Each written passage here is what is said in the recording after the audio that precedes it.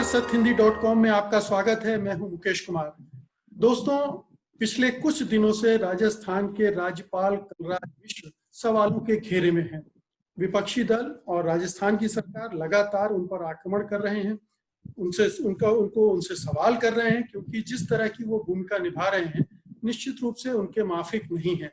लेकिन और भी लोग हैं जो राज्यपाल की भूमिका को लेकर चिंतित हैं, और ये चिंता कोई आज की ताजा चिंता नहीं है, बल्कि लगातार हम पिछले कई दशकों से देख रहे हैं, जो पिछले कुछ सालों में ज्यादा घनीभूत हो गई। तो सबसे पहले तो हम अपने मेहमान वरिष्ठ पत्रकार एनके सिंह जी से उनका स्वागत करते हैं और उनसे पहला सवाल यही करेंगे कि राजस्थान में कलराज मिश्र की जो भूमिका है उसको वो किस तरह से देखते हैं। क्या ये माना जाए कि वो एक पक्षपातपूर्ण ढंग से व्यवहार कर रहे हैं, जैसा कि उन पर आरोप लग रहे हैं, या वो एक नियमों के दायरे में रहते हुए अपनी भूमिका निभा रहे हैं?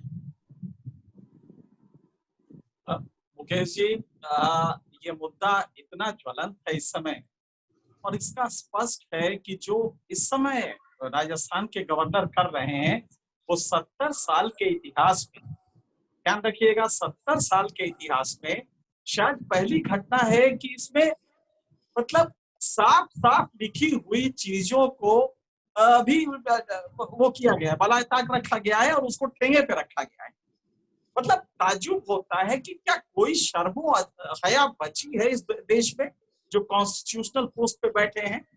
इतना घिनौना इसका स्वरूप है कि देख के लग रहा है कि नहीं, अगर आप नहीं कर सकते डेमोक्रेसी तो छोड़ दीजिए, डिक्टेटरशिप कर दीजिए, लेकिन खुदा के लिए इतना घिनौना तो ना कीजिए। कलराज मिश्रा का जो केस है या राजस्थान का जो केस है उस पर आप बाकी जो 70 साल के, मैं दोनों में अंतर बताता हूँ। पहले मैं एक छोटा सा किस्सा बताऊं जो शायद आप सबको मालूम होगा, आपके व्यूअर्स में शायद कुछ को ना मालूम हो। एक छोटा सा किस्सा है कि जंगल में सारे प्राणी परेशान थे, सारे जीव परेशान थे, वन जीव, कि जब शेर जब भी चाहता है किसी को खा जाता है, मार देता है, और इस तरह से बहुत जाने जा रही है। तो उन्होंने जाके शेर से कहा कि भाई हम रोज एक जानवर भेज देंगे आपके पास, लेकिन आप इस तरह से अन्यायपूर्ण शिकार न कीजिए। राजा ने तय किया कि ठीक है, शेर ने तय किया, और उसके बाद हुआ बस एक ही शर्त थी कि भाई सम्मान हमारा बरकरार रहे। एक दिन शेर गया पानी पीने किसी झरने पे, तो देखा कि एक मेमना नीचे पानी पी रहा है और शेर ऊपर की तरफ था। तो शेर ने कहा कि तूने पानी झूठा किया है। तो मेमने ने हाथ जोड़ के कहा कि हुजूर, पानी तो ऊपर से नीचे आ रहा है, अगर झूठा हुआ होगा तो आपसे हुआ होगा महाराज, हम तो नीचे हैं, तो हम कैसे झूठा कर सकते हैं। तो शेर ने कहा तूने नहीं तो तेरे बाप ने किया होगा, और ये कह के शेर ने उस मेमने को मार दिया और खा लिया। आज इस पूरे में जो हो रहा, मतलब स्पष्ट हम जो प्रोविजन है उसको अभी आपको बताते हैं कि क्या स्थिति है। अभी तक ये माना गया था कि गवर्नर से ये अपेक्षा है, और सारे संविधान, सरकारिया कमीशन, बोमई जजमेंट, तमाम कमीशन और सुप्रीम कोर्ट के 2 दर्जन जजमेंट्स चीख चीख के कह रहे हैं, और वो अपेक्षा करते हैं कि अगर कहीं लगे कि सरकार अल्पमत में आ गई है किसी कारण से, तो गवर्नर पहला काम करे कि पहली जो जल्दी से जल्दी वहां पे असेंबली का सेशन बुला के और फ्लोर टेस्ट करवाए। ये गवर्नर के लिए लगातार कहा जा रहा है, यहाँ पे उल्टा हो रहा है। उसमें यह भी कहा है सरकारिया में पैरा 4 सब पैरा 11 इसमें अगर आप देखेंगे तो बड़ा स्पष्ट कहा गया है कि चीफ मिनिस्टर को हो सकता है दिक्कत हो बुलाने में, तो 21 दिन का टाइम दे सकते हैं, उसमें 30 दिन लिखा हुआ है वैसे तो, लेकिन उसको आपको जल्दीएस्ट बुलाना चाहिए, अर्लीस्ट अपॉर्चुनिटी में बुलाना चाहिए। ये चीख चीख के हर जजमेंट, अभी 2016 में नादिया का केस आया, उसमें भी अरुणाचल प्रदेश का केस था, उत्तराखंड का केस था, इन सब में कहा गया और स्पष्ट कहा गया कि नहीं, गवर्नर को तत्काल बुलाना चाहिए। यहाँ पे उल्टा है, यहाँ पे गवर्नर नहीं बुला रहा है, चीफ मिनिस्टर के साथ जल्दी से बुला लीजिए, हम अपना प्रोटेस्ट करा दें। लेकिन सिंह साहब, एक चीज मैं आपको रोक रहा हूँ कि यहाँ तो कोई दावा ही नहीं कर रहा है कि सरकार अल्पमत में आ गई है, या ये दावा कहीं से कोई सवाल भी नहीं उठा रहा है कि सरकार को अपना बहुमत सिद्ध करना चाहिए। ये तो सिंपल एक सेशन बुलाने की मांग सरकार कर रही है, और जिसके बारे में राज्यपाल कह रहे हैं कि लीजिए, अभी नहीं हो सकता इतनी जल्दी। अगर आप बहुमत सिद्ध करना चाहते हैं तो अपने आवेदन में वो लिखिए। नहीं, पहले वाले में उन्होंने वही लिखा था, दूसरे वाले पत्र में उन्होंने नहीं लिखा। ध्यान दीजिएगा, आप दो चीजें समझे। जब दोबारा पत्र गया तो उसमें उन्होंने बहुमत वाली बात नहीं लिखी। हकीकत ये है कि जब आप ये जानते हैं कि आपने अखबारों में तमाम विज्ञापन दिया है वगैरह वगैरह, आप कह रहे हैं, वो दिया, बयान दिया है, जब गवर्नर को इसका संज्ञान ले सकता है अपने पत्र में, तो उसे ये भी मालूम है कि उन अखबारों के थ्रू कि अभी क्या स्थिति है, अभी किस तरह 19 लोग बाहर चले गए हैं। लिहाजा गवर्नर के लिए और कोई विकल्प ही नहीं था, उसके कान में भी आवाज है। आप जानते हैं, जो राष्ट्रपति शासन लगता है उसमें गवर्नर जो रिकमेंडेशन देता है, उसके लिए केंद्र सरकार में एक और सुविधा है कि अगर गवर्नर न दे अपना रिकमेंडेशन तो भी केंद्र सरकार, अगर दूसरे सोर्सेज से भी पता लग रहा है कि वहां पे कॉन्स्टिट्यूशन मैच्योरिटी फेल हो गई है, तो राष्ट्रपति शासन लगा सकते हैं। उसी तरह से यहाँ पे गवर्नर को तो साफ मालूम है कि स्थिति क्या है, तो लिहाजा आप जो कह रहे हैं ये डिफेंस तो हो सकता है एक बहुत ही मतलब कि कुतर्क के साथ, लेकिन ये नहीं हो सकता। गवर्नर को पिछले 1 महीने से क्या हो रहा है क्या ये नहीं मालूम है? वहां पे कुछ लोग वो नहीं कर रहे हैं, सरकार के साथ नहीं है, जो कि सरकार की पार्टी में ही थे। तो क्या इसके बाद ये तो पहली अपॉर्चुनिटी, चीख के भारत का संविधान कहता है कि गवर्नमेंट मेजॉरिटी रूल होना चाहिए। तो यहाँ ये कहा जा सकता है कि जो राज्यपाल हैं जानबूझकर सेशन को डिले कर रहे हैं ताकि बीजेपी और जो बागी लोग हैं उनको अधिक से अधिक समय मिले, और वो जो भी तोड़ फोड़ खरीद फरोख्त करना चाहते हैं वो काम वो पूरा कर लें, ताकि जब भी बहुमत परीक्षण की नौबत आए उनको फायदा हो। आपने इसको थोड़ा माइल्ड किया। दोष सिर्फ इतना नहीं है कि वो भी किस तरह चाटुकार लोग गवर्नर ऐसे इंस्टीट्यूशन के पदों पे हैं। आप उत्तराखंड का केस देखिए, आप कर्नाटक का देखिए, और आज का नहीं, ये 70 साल का देखिए। मुझे लगता है कि भारत में अगर कोई एक पद ने इस पूरे घिनौनी तस्वीर पेश की है संविधान के डिरेलमेंट की, तो वो इंस्टीट्यूशन ऑफ गवर्नर है। मुश्किल ये है कि इसी गवर्नर को हमारे यहाँ संविधान निर्माताओं ने अन्य लोगों से अलग शपथ दिलवाई है। राष्ट्रपति और गवर्नर जो शपथ लेते हैं वो है to preserve, protect and defend constitution. वो संविधान के संरक्षण, परिरक्षण, अभिरक्षण की शपथ लेते हैं, जबकि चीफ जस्टिस ऑफ इंडिया भी ये शपथ नहीं लेता, वो संविधान में निष्ठा की शपथ लेता है।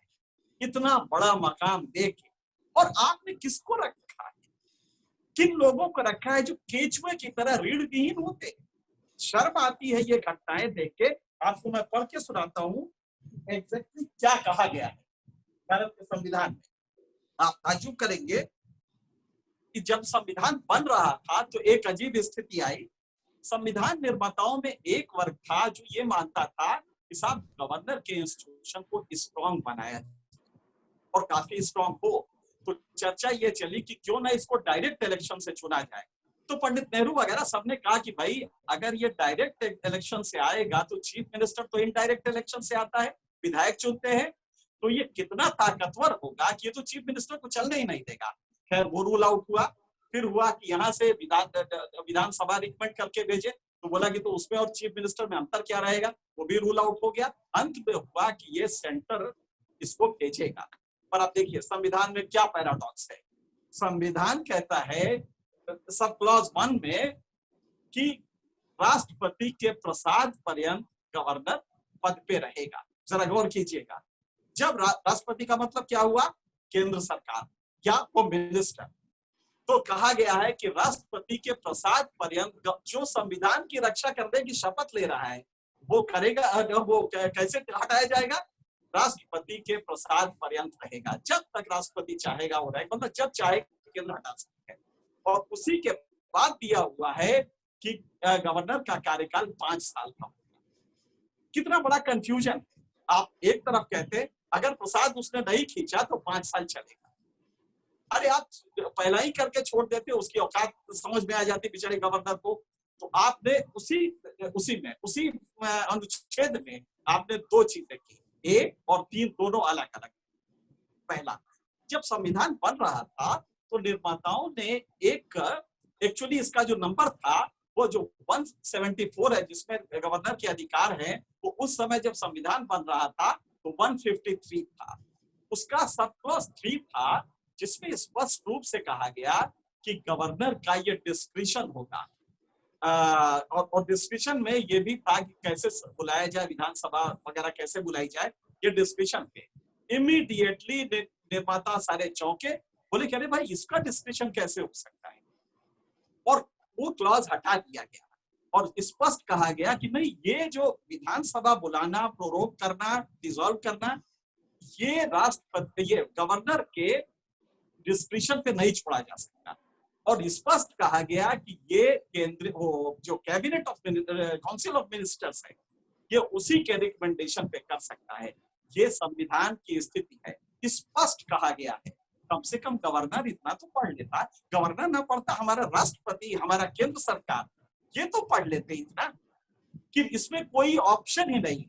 लेकिन वही शेर को खाना है तो तूने नहीं, तेरे बाप ने झूठा किया होगा, ये कह के आपका संविधान की ऐसी तैसी कर रहा है और हम सब बैठे देख रहे हैं, सरकार देख रही है कि यहाँ प्रजातंत्र। सिंह साहब, ये दो तरह से हमने राज्यपाल के गवर्नर को खेलते हुए देखा है। एक तो सरकार बनाने बिगाड़ने के खेल में वो केंद्र के हाथों में खेलता है। ऐसा बहुत कम हुआ है, मुझे केवल सुरजीत सिंह बरनाला का केस याद आ रहा है जब उन्होंने केंद्र के रिकमेंडेशन के विरुद्ध जाकर अपना काम किया था। तो ऐसे कुछ एक अपवाद होंगे, लेकिन एक तो ये है, दूसरा हम देख रहे हैं कि जैसे बंगाल के गवर्नर हैं धनखड़ साहब, वो लगातार मोर्चा खोले हुए हैं, जैसे वो एक पार्टी के प्रतिनिधि के तौर पर वहां काम कर रहे हैं और बिल्कुल लगातार उसी तरह से बयानबाजी कर रहे हैं जिस तरह से कोई पार्टी का फंक्शनरी करता है। तो ये दोनों स्थितियां बड़ी विचित्र हैं और इन्होंने पूरे लोकतंत्र का मजाक बना दिया है। इसको जोड़कर देखा जाए। जी, आप बोल रहे थे कुछ। जी, बड़ा अच्छा आपने सवाल किया। एक्चुअली यही मूल सवाल है।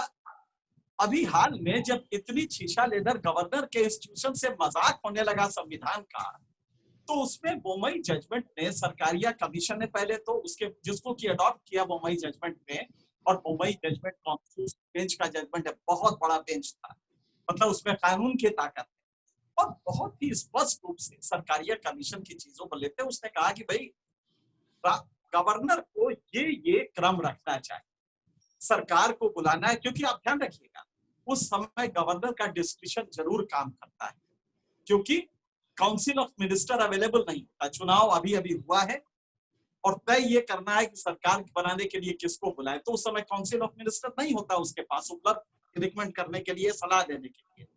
तो गवर्नर को कहा गया कि भाई ये तो बड़ा गड़बड़ कर रहे हैं पिछले 70 साल से। आपको याद होगा पहले नंबूदरी-पाद की गवर्नमेंट नेहरू ने खारिज कर दी थी और कांग्रेस खूब करता था ये, अब बीजेपी कर रही है ये।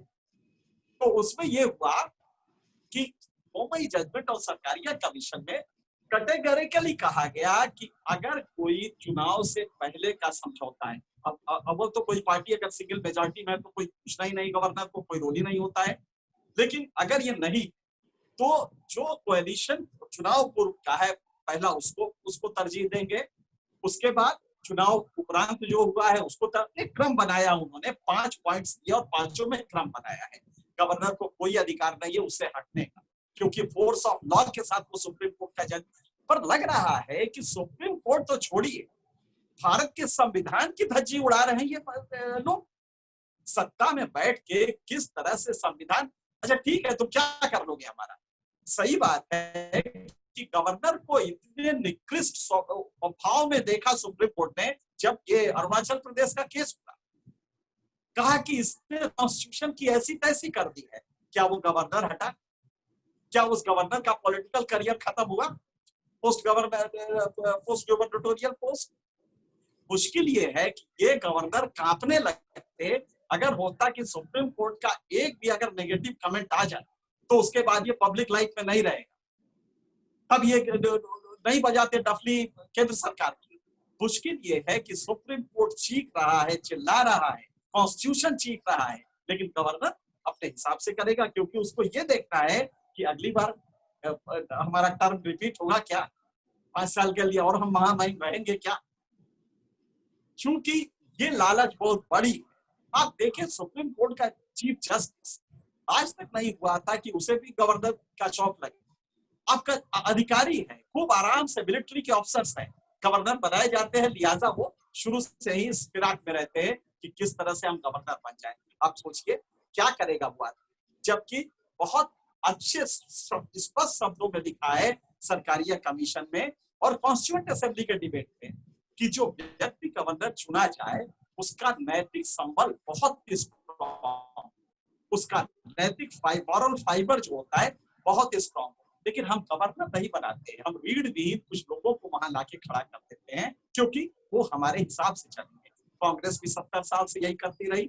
आप कभी याद कीजिए कि मॉरल के क्वेश्चन पे किसी गवर्नर ने रिजाइन किया कि नहीं साहब आप दबाव डाल रहे हैं, मैं ये नहीं करूंगा, ये लीजिए इस्तीफा। कभी आपने सुना है?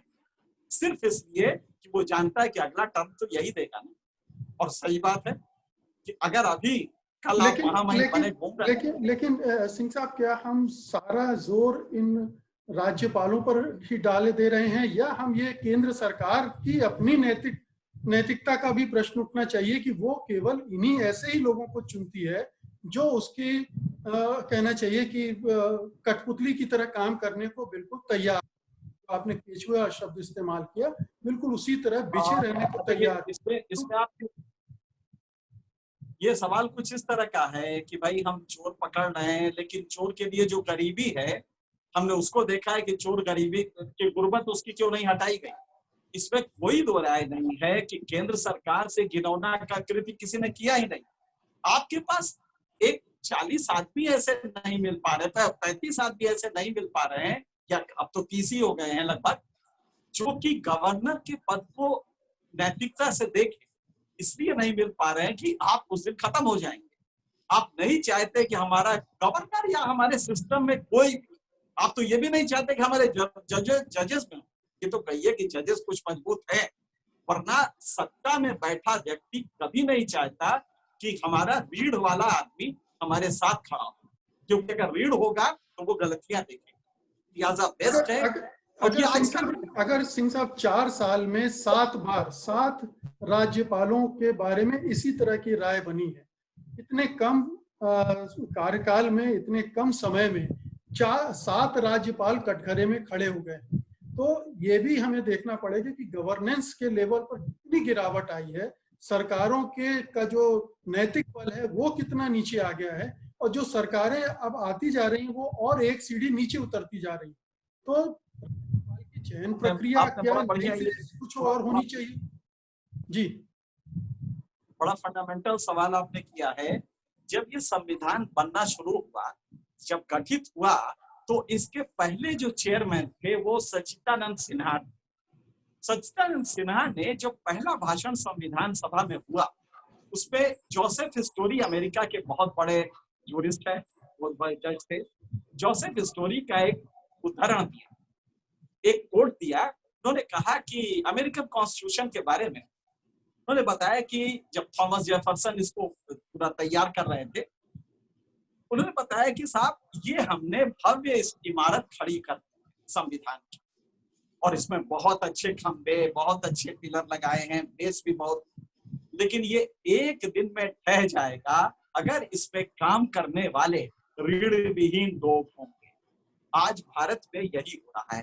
हमारे अद्भुत संविधान है, लेकिन जो हमारे काम करने वाले, जो पॉलिटिकल मास्टर्स हैं, आप किस केंद्र को कहें?